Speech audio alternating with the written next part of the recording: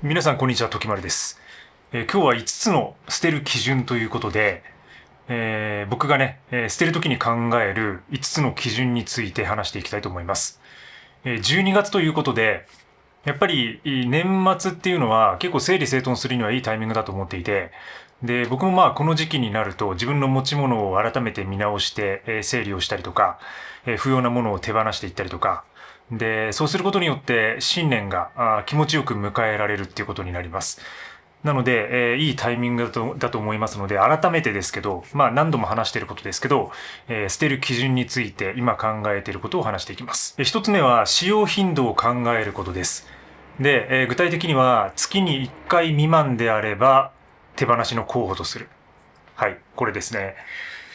で、月に1回っていう感じに今はしていて、で、これは時間帯というか期間は結構ね、変えてよくて、3ヶ月以内とか半年とかで1年以内みたいな基準もあるんですけど、やっぱ最近は僕はその1ヶ月以内に使っていないものは、捨ててもいいかなっていうふうに思っています。で、それは、具体的には、その趣味のものとか季節ものは除いてもいいんですよ。どうしてもやっぱり、夏だけしかハイキングとかキャンプとかやってない人もいるだろうし、で僕も冬山はやらないんで、テントとかね、最近もうこの間秋に行った以来使っていなかったりして、うん、であと季節物で例えばこたつとかね、持ってる方もいると思います。で夏だったら扇風機とかなんかそういうものを持ってる方いると思います。でそういう季節物は例外として、ここでは外して、でそれ以外の持ち物で1ヶ月以内に使うかっていうことを考えてみる。うん、これは結構有効ですね。で、やっぱりね、生活してると結構ね、出てくるんですよね。そういう1ヶ月以内に使っていないものっていうのを改めて考えてみると意外とあったりします。うん、で、僕はもう今60個、61個かな。うん、正確には。うん、そういう数になってるんですけど、その中で、見当たりません。はい。使ってないものは見当たりません。なので、一応全部使っているものを持っているということになります。うん。でも改めて、だんだん生活していると物が溜まってくるので、その中で1ヶ月以内に使っていないものを考えるということです。で、2つ目は、他の持ち物で代替できるか。これを考えます。はい。代替できるか。うん。なんか、道具っていうのは工夫次第でいろんな使い方ができます。例えば僕の例で言えば、キッチンで使っているビクトリノックスのマルチツールっていうのがあるんですけど、こんなちっちゃなナイフですね。で、それは、もともとは、エマージェンシーキット用というか、緊急用のアイテムなんですよ。で、山の中で使うものです。アウトドアなんかで何か切ったりとかね、ハサミとかナイフがついてるんですけど、そういう緊急時にちょっと使うようなものではあるんですけど、それをね、家でメインで使っています。で、昔は包丁とかね、そういうハサミとか持ってたんですけど、今もうそのマルチツールに全て集約されているので、それで全て代替できるっていう風な考え方をしていて、で、これちょっと極端ではあるんですけど、エクストリームではあるんですけど、うん、できなくはない。もちろん不便ですよ。で、小さいし。なんで、でも代替できるのでそれを使ってます。で、この間ね、リンゴとかもね、最近冬でね、美味しいんで、よく食べるんですけど、刃渡りが短いんで、リンゴをね、全部一回でバサッと切れないんですよね。うん、でも、片方に刃を入れて、もう片方に刃を入れて、で、パカッとやればね、割れるんですよ。うん、だからそういうふうにして工夫して、使うことはできるんですよね。なので、そういうふうに代替できるものでやっていくことによって、物の総量を減らすことができます。で、常々、その代替できるものは、工夫次第で変わるので、今自分が持っているものでもっと他の使い方ができないかとか、そういうことを考えるってことです。で、これ結構クリエイティブな行為だと思うんですよね。うん。やっぱりどうしても物が少なくて不便になると、あ、これが足りないや、あれが足りないやと思って買ってしまうんですけど、意外となくてもどうにかなるとか、うん、そんな感じですね。だからパスタとかもそうですよ。なんかパスタ作っていた時なんかも、あの、よくザルとかあるじゃないですか。お湯を切る。うん、ああいうものをね、僕一切使っていなかったんですよ。で、それはイタリア人のシェフの話とか動画とかいろいろ見て、で、やっぱり使ってない人多いんですよね。プロの中でも。で、ザルでもう麺を切らないっていうか、うん、そのまま茹でたまま、その茹で汁と一緒にスープに絡めて、で、スパゲッティとかパスタってあれってもうなんか麺というよりは煮込み料理に近いので、なんか本場のスタイルっていうのかな。こうソースの中で吸わせるっていうのか。だから、その茹で汁を結構ね、入れるんですよ。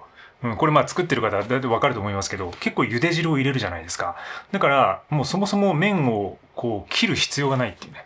まあもちろんなんか、その麺だけを使って、その上に、ささっと何かをかけて食べるようなスタイルの、ものを作るときには、あった方がいいとか、ありますよ。ディティールは。ただ、なくてもなんとなくやっていけると。今の例は大体できるものを探すっていうよりかは、工夫によってものを減らすみたいな感じにはなりますけど、とにかく自分が今持っているもので、何か大体できるものがないかっていうのを改めて考えてみるっていうこと。で、それは自分の持ち物のラインナップによって変わってくるので、例えば1年前にこう見直して、で、その中で、もう自分の中でこう代替できるもの、他の用途で使えるものないなと思っていても、やっぱり持ち物がこう変わると、その中でなんか新たな工夫とかが生まれてきたりするんですよね。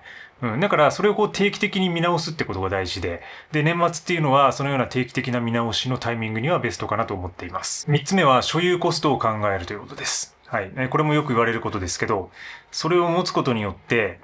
バッテリーとか、カートリッジとかが毎回必要になってコストがかさむとかね。で、あとは毎日メンテナンスしないと調子が悪くなってしまう道具とかね。それ好きでやる分にはいいんですけど、例えばカメラとか、アンティークカメラとかね、古いカメラとかは割とそうですよ。日々使っていないとそのカメラの調子ってのが悪くなったりとか、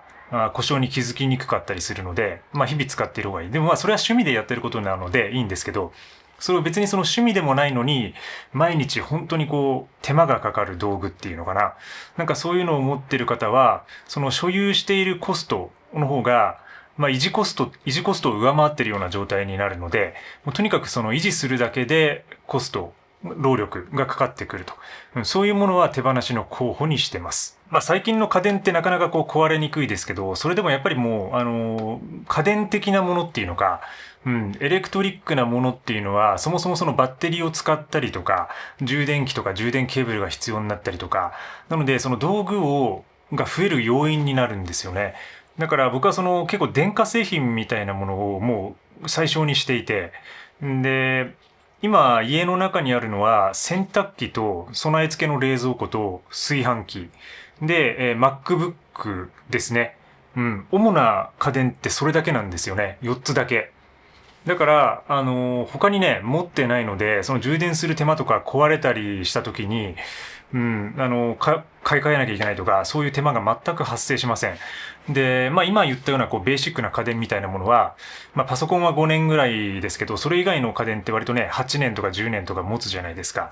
なので、割と一回買ってしまえばずっと使えるっていうところと、で、充電とかがいらずにダイレクトに使えるっていうこと。そんな感じで家電の数を少なくすることによって、その維持コスト、労力みたいなものを削減しています。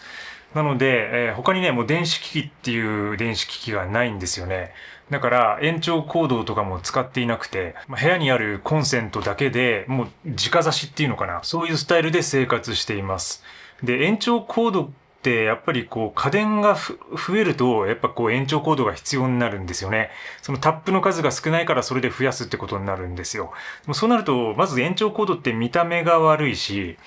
で、埃とかも溜まりやすくて、下手したらその火事とか出火の原因になったりもするし、で、タコ足配線とかでね、その電力が、適正な電力がちゃんと分配されずに、その電子機器にも悪かったりする場合もあります。ちゃんと使い方が悪いと。なので、そういうところがあるので、割とね、ダイレクトにとって、シンプルにシンプルに配線する。むしろ配線しないみたいなこと。そういうことをやっていますね。4つ目は、身体リスクを考えることです。はい。で、これはどういうことかというと、その道具によって自分の体の健康が維持できるものは残す。で、その道具がなくても自分の健康レベルが変わらないものは手放しの基準にするっていうことです。はい。で、これもちょっとわかりにくいかと思うんですけど、具体的な例を出すと、僕の場合は、キーボードとかスタンドですね。MacBook のキーボードとかスタンドを過去に何度も買ったり手放したりしています。で、それは、基本的にやっぱキーボードを使うことによって、手を下げられるんですよ、腕をね。で、スタンドを使うことによって画面を上げられると。で、そういうことで、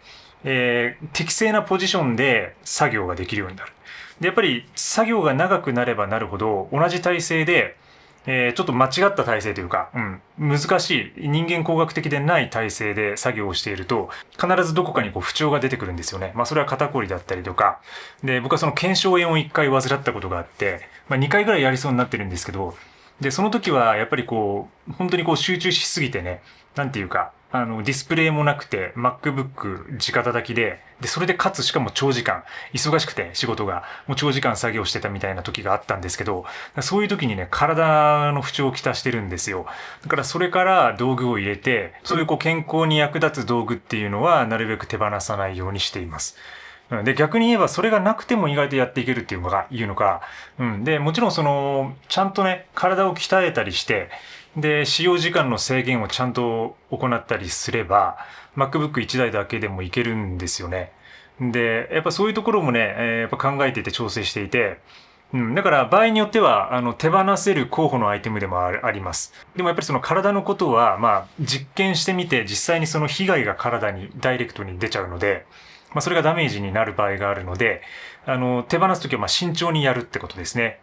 マットレスとかも一緒ですよ。ベッドとかマットレスとか、その敷布団とかね。よくミニマリストの人たちで、エクストリームな人たちで床に寝るっていうスタイルがあったりとか、まあ僕も試したりしてるんですけど、そういう方いますけど、やっぱりいきなりね、これまでベッドで寝ていた方が、いきなりベッドを捨てて、で、床で寝ることになると、まあ必ず、まあほぼ95%ぐらいは、体に支障をきたします。はい、これは。で、慣れるまで時間がかかって、それを乗り越えた時に、ようやく体が乗り越えて大丈夫になる場合もあるんですけど、でもそれによって、その手放したことによってね、マットレスを手放したことによって、いきなり健康被害が来ると。そういうものは、結構ね、手放しを慎重にやる必要がありますね。はい。なので、まあ逆に言えば、それ以外のもの、別にその健康に関係ないなとかね、まあ例えば、なんかケーブルとかね、こう USB-C のケーブルとか、なんかそんなのは、まあ、ケーブル1個手放したぐらいで体に被害が出るわけじゃないじゃないですか。だから、まあそういうふうにこうケーブルが、USB-C ケーブルがたくさん重複してるような人は、それを手放して自分のデバイスの数に合わせるとか、あるいはもう1本だけにして、これで全てのデバイスを接続してやっていくとかね。そういうことです。はい。で最後5つ目は、感情的な価値を考えるということです。はい。感情的な価値。はい。これ感情をちょっと大事にするっていう感じです。ざっくり言えば。で、やっぱ感情的なアイテムってあるんですよね。で、なくてもやっていけるけど、自分がこう感情的になって思い入れがあるアイテム。で、それは人によってはぬいぐるみだったりするかもしれないし、写真フレームと写真かもしれないし、卒業アルバムとかかもしれないし、まあいろいろありますよね。感情的なアイテム、思い出、まあ昔恋人にもらったなんかアクセサリーとかね。なんかそういうものいろいろあると思いますけど、まあ僕の例で言えば、ファイヤーキングのマグカップとか、あれは割とその感情的な価値で使っているようなものです。まあ、自分の中で唯一エンターテインメントというのか、なんかカップはね、400FD っていうチタンカップ持ってるので、まあ最悪飲み物とかそれ一つで実はやっていけます。やっていこうと思えば。ただ、あえて、そのチタンカップではなくて、ガラス製のマグカップを残している。で、これはだから自分にとってはやっぱりこう感情的に残しているものがあって、で、それがまあ一つのこうセンスじゃないですけど、自分のやっぱ楽しみみたいなところ、なんかそういうこう全てをやっぱり削ぎ落としてしまうことももちろんできるんですけど、で、それがまあ実際のエクストリームミニマリズムだったりするんですけど、その一歩手前でですね、感情的なものを残すと。でもそういうものがたくさんあると、やっぱり物は増えるので、例えばまあ一つにするとかですね。同じジャンルの中で一つにするとか、ワンカテゴリー、ワンアイテムの理論をここで適用するとか、まあ、ぬいぐるみをたくさん持っている人で、すべてその感情的で思い入れがあるんだよなっていう人は、そのぬいぐるみを一個だけにするとかね。で、その写真とかもね、こうたくさん飾っていて、全部に思い出がもちろんあるでしょう。でもまあ、デジタル化して、もう唯一、もうこれはもう自分のベストショットだみたいなものだけを残して壁にね、飾るとか、なんかそういう感じですかね。なので、その自分が捨てられない時に、それが感情的価値で自分は残してないかってことを考えるってことです。これはね、意外とね、気づかないんですよね。なんか、なんとなくこう、でもそういうこういろんな要素がやっぱ入り混じって、ものって存在しているので、この一つのものをとっても、そこに感情的な価値だったりとか、あとはその仕事にめちゃくちゃ便利でね、利便性があったりとか、なんかいろんな複合的な要因が入ってるので、だからそこをこう分解して考えるっていうことも、まあ一つのポイントになるかなと思います。だからその自分の持ち物がその仕事の効率化のために持っている。で、でもちょっとだけその感情的な価値も入っていて、なんか、新卒のね、初任給で初めて買ったようななんかこうね、手帳とか時計とか、なんかよくありますけど、なんかそういうものを使っているような人たちは、でもこう役に立ってる、仕事にも。だったら、それは、残していいものかもしれないし、逆に言えば、それが結構その思い入れの要素が強くて、効率、もっといいアイテム、仕事を効率化するためにいいアイテムが本当はあるのに、自分のその感情的な価値だけで取っているみたいなものが